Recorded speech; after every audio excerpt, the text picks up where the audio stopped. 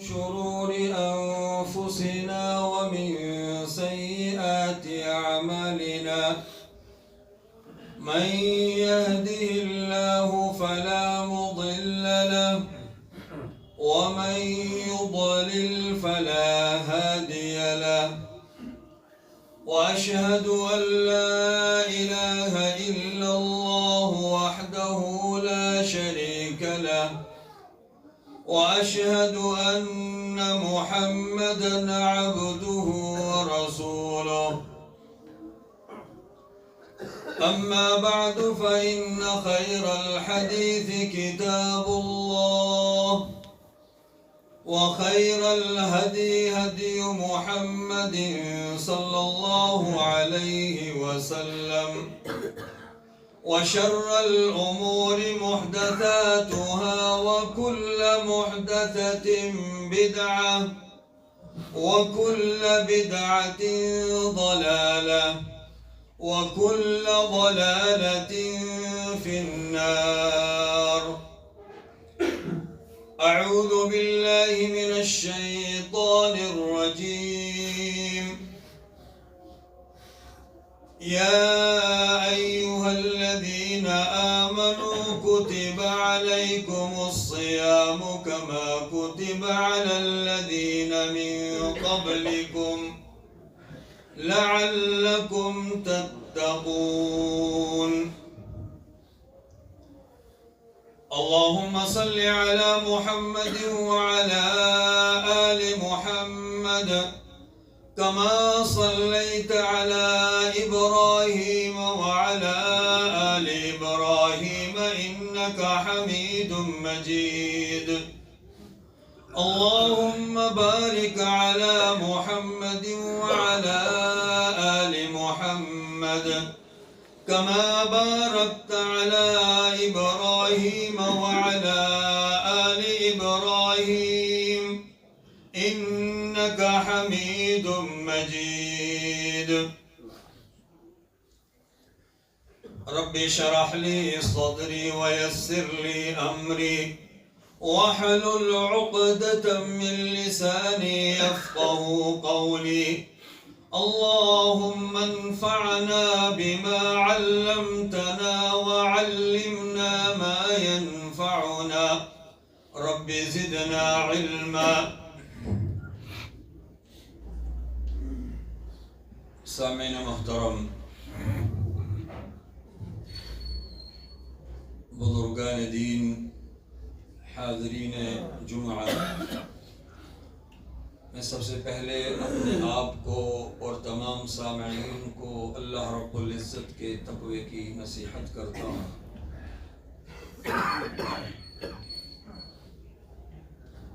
جو ہماری کامیابی کا ضامن ہے، رسول اکرم صلی اللہ علیہ وسلم اپنے صحابہ کرام رضوان اللہ علیہم اجمعین کو جمعوں کے خطبوں میں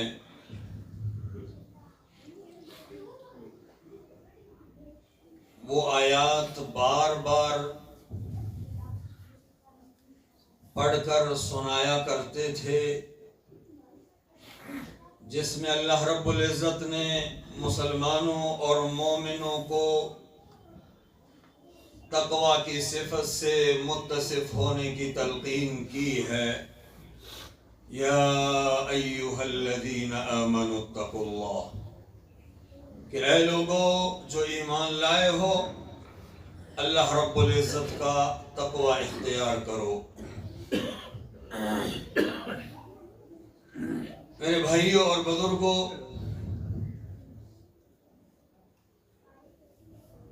ہمیں رب ذوالجلال کی ایک عظیم نعمت نے ڈھانپا ہوا ہے. وَمَا بِكُم مِّن نِّعْمَةٍ فَمِنَ اللَّهِ. جو رب کی طرف سے نعمتیں یا جو انعامات ہوتے ہیں وہ صرف اور صرف اللہ رب ذوالجلال کی طرف سے ہیں. وَمَا بِكُم مِّن نِعْمَةٍ فَمِنَ اللَّهِ وَإِن تَعُدُّوا نِعْمَةَ اللَّهِ لَا تُحْصُوهَا. اگر اللہ کی نعمتوں کا تم شمار کرنے لگ جاؤ اس کا شمار نہیں کر سکتے. اور وہ عظیم نعمت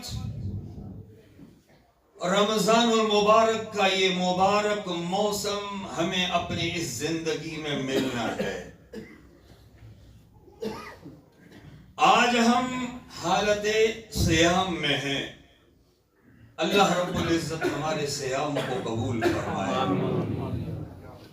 اللہ تعالیٰ اس دوران جو غلطیاں کوتاہیاں ہم سے سرزد ہوتی ہیں اللہ درگزر کا معاملہ فرمائے. میرے بھائی اور بزرگوں، اس عظیم عبادت سے متعلق رب ذوالجلال نے مومنوں کو مخاطب کرتے ہوئے فرمایا یا ایھا الذین آمنوا کتب علیکم الصیام کما کتب علی الذین من قبلکم، کہ تم پر رمضان المبارک کے روزے جو ہے وہ فرض کیے گئے ہیں جیسا کہ تم سے پہلے لوگوں پر فرض کر کیے گئے تھے. لعلکم تتقون، مقصد عبادت رب ذوالجلال نے اس جملے میں واضح کیا ہے کہ تاکہ تم تقوی اختیار کر سکو. اس عظیم عبادت کی روح تقوی ہے. ہم اپنی روح کی تربیت کر سکیں اس مہینے میں. لعلکم تتقون. اور ایام معدودات، یہ بڑے گنے ہوئے دن ہیں، آنے جانے میں پتہ نہیں لگتا ہے. اس اعتبار سے اللہ رب العزت نے جو ہم پر انعام کیا ہے، سب سے پہلا نقطہ یہ ہے میرے بھائیوں اور بزرگوں کہ ہم اس نعمت کی قدر جانیں. ہم اس نعمت کا جو مقام ہے اس کو ہم پہچانیں. جب یہ شعور ہمیں آ جائے گا تو یقین جانے کہ سارے باقی معاملات ہمارے خود بخود درست ہوتے چلے جائیں گے. اور یہی بڑی کمی ہے. آج ہم کتنے نمازی ہیں جو نماز پڑھتے ہیں لیکن برائیوں کے بھی عادی ہیں. کتنے روزے دار ہیں جو روزہ رکھتے ہیں، اہتمام کرتے ہیں، لیکن ان کی عملی زندگی پر اگر ہم غور کریں، اللہ مجھے بھی معاف فرمائے اور آپ کو بھی، تو بہت زیادہ غلطیاں اور کوتاہیاں نظر آتی ہیں. جبکہ رب ذوالجلال قرآن میں فرماتا ہے لعلکم تتقون، یہ عبادت ہمیں تقوی کی طرف لے جانے والی ہے. ان الصلاة تنہی عن الفحشاء والمنکر، نماز ہمیں فحاشی سے روکتی ہے، منکرات سے دور رکھتی ہے. وجہ کیا ہے آخر؟ اس کا اہم سبب میرے بھائیوں اور بزرگوں کہ ہم نے ان عبادات کو ایک رسم کی شکل دے دی ہے. نماز کا وقت ہو رہا ہے، مسجد میں آ رہے ہیں، جن کو اللہ تعالیٰ مسجد میں آنے کی توفیق دے رہا ہے، اور رمضان المبارک کا مہینہ آتا ہے تو الحمدللہ مسجدیں بھر جاتی ہیں اور وہ عبادت کر کے چلے جاتے ہیں. روزہ چاند نظر آ گیا، روزوں کا سلسلہ شروع ہو جاتا ہے، کیونکہ دنیا روزہ رکھ رہی ہے، ہم بھی روزہ رکھ رہے ہیں. اس کا جو اصل مقصد ہے، جو روح ہے، اس پر ہماری توجہ نہیں ہے. تبھی ہمارے یہ اعمال جو کرنے والے ہیں ان سے بھی کوتاہیاں، ان سے بھی غلطیاں سرزد ہوتی ہے. اور پھر ہمارا اگر شکوہ ہے کہ آخر ان عبادتوں کے کرنے والے اس کا مقصد حاصل کیوں نہیں کر پا رہے، تو میرے بھائیوں اور بزرگوں اس کا اہم نکتہ یا اہم معاملہ یہی ہے کہ ہم ان نعمتوں کی قدر نہیں سمجھے. اللہ رب العزت نے جس مقصد کے لیے اس کو فرض کیا ہے وہ ہماری اصلاح ہے. ہم عبادت کریں یا نہ کریں، رب ذوالجلال کو اس کا کوئی فائدہ ہونے والا نہیں. دنیا میں بھی اگر ان عبادات کے فوائد ملنے ہیں تو وہ ہم کو ملیں گے، اور آخرت میں بھی اگر ہمیں فائدہ ملنا ہے تو ہم ہی لوگ ان عبادتوں سے لطف اندوز ہونے والے ہیں انشاءاللہ تبارک اللہ. لیکن یہ تب ممکن ہے کہ ہم ان عبادتوں کا جو اصل مقصد ہے ہم ان مقاصد کو جان سکیں، اور اس کو پہچاننے کے بعد صیام کی فضیلت جو ہے کہ اس میں سب سے جو پہلا فائدہ جو میں نے آپ کے سامنے قرآن کریم کی تلاوت کی ہے کہ لعلکم تتقون، کہ تاکہ تم تقوی حاصل کرو. اور یہ وہ عظیم عبادت ہے میرے بھائیوں اور بزرگوں کہ جو ایک راز ہے بندے اور اس کے رب کے درمیان. دیگر جتنی بھی عبادتیں ہیں ان عبادتوں کا اجر اور ثواب اللہ تعالیٰ نے اللہ کے رسول صلی اللہ علیہ وسلم کے ذریعے مختلف شکلوں میں بیان کیا ہے. لیکن صوم کے تعلق سے اللہ کے رسول فرماتے ہیں کہ اللہ رب العزت ارشاد فرماتا ہے کہ الصوم لی وانا اجزی بہ، کہ روزہ میرے لیے ہے اور میں ہی اس کا صلہ دوں گا. وہ کیونکہ یہ عبادت ایک راز ہے بندے اور رب کے درمیان، کہ اگر کوئی شخص چپکے سے کھانا چاہے کھا سکتا ہے، پینا چاہے پی سکتا ہے، کوئی اور جو روزے کو توڑنے والی چیزیں ہیں ان میں سے کسی عمل کا ارتکاب کرنا چاہے وہ کر سکتا ہے. لیکن اگر اسے کوئی چیز روک رہی ہے تو وہ رب ذوالجلال کا حکم ہے، اللہ کے رسول صلی اللہ علیہ وسلم کے وہ فرامین ہے، تو انہوں نے ایک بندے کو روکا ہوا ہے. وہ چیزیں جو حلال تھیں ان حلال چیزوں سے اس نے اپنے آپ کو دور رکھا ہوا ہے، کیونکہ اللہ کا خوف، رب کا ڈر، اللہ کی رضا اس کا مقصد ہے کہ اللہ راضی ہو جائے. تو جب بندہ جن جذبات کے ساتھ، جتنے بڑے احساسات کے ساتھ ان عبادات کو عملی جامہ پہناتا ہے میرے بھائیوں اور بزرگوں، اسی اعتبار سے ثواب اور اجر میں بھی کمی اور زیادتی ہوتی رہتی ہے. جتنے ہم روزے دار ہیں یہ نہ سمجھیں کہ سب کے سب ثواب اور اجر میں برابر کے ہیں، بلکہ اللہ رب العزت نے اس میں میدان کھلا رکھا ہے. ایک شخص ہے جو روزہ رکھ کر حلال کمائی کے لیے اپنا خون پسینہ ایک کرتا ہے، حرام سے اپنے آپ کو بچانے کے لیے کہ ایک لقمہ اس کے جسم میں نہ جائے، اس کو پیاس نڈھال کیے رہتی ہے، بھوک اسے پریشان کیے رہتی ہے، زبان سے وہ کوئی غلط کلمات نہیں نکالتا، اپنے کام میں لگا رہتا ہے. اور ایک وہ ہے جو بستر ڈال کر سو کر آدھا دن گزار دیتا ہے.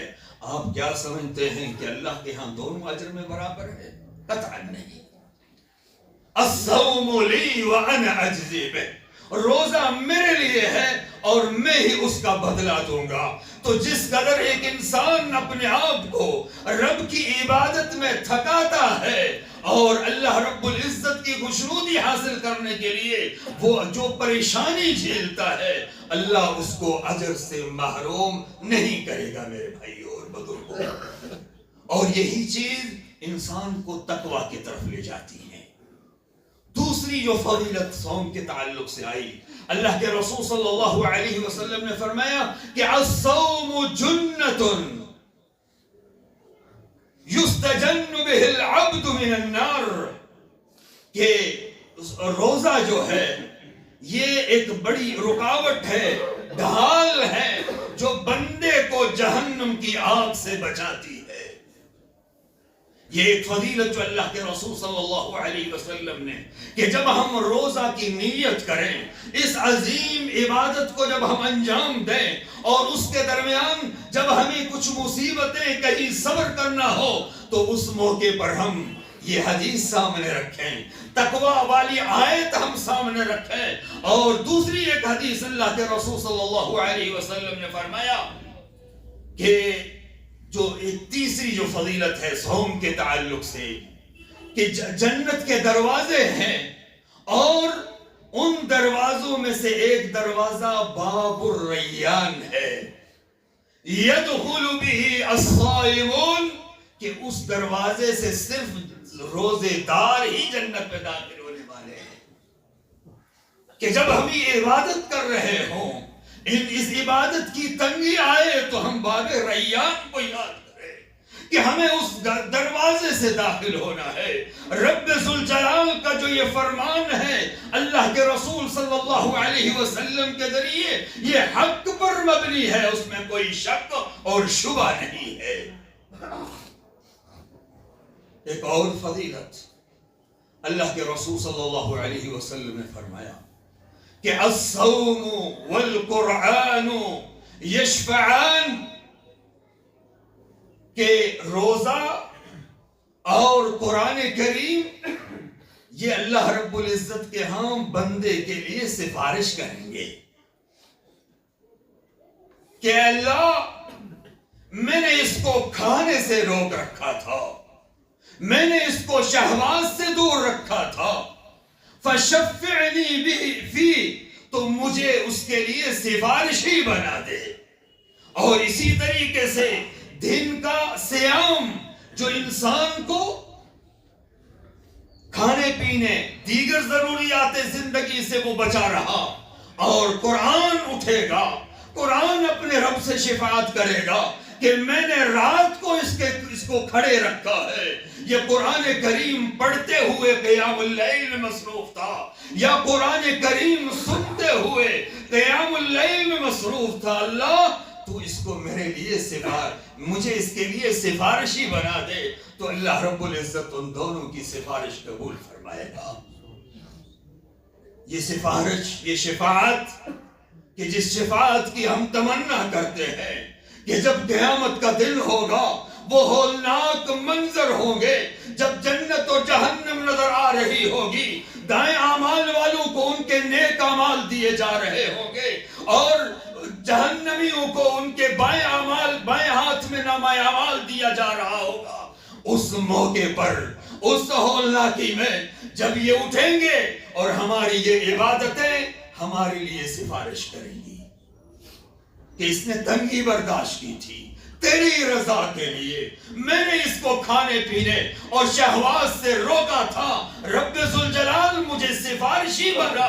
اور رب تو رحیم ہے، وہ غفور ہے، وہ رحمان ہے، وہ ستیر ذات ہے، وہ گناہوں کی پردہ پوشی کرنے والی ذات ہے۔ رب ذوالجلال ان کی سفارش کو قبول فرما کر اور انہیں باب ریان سے داخل عطا فرمائے گا۔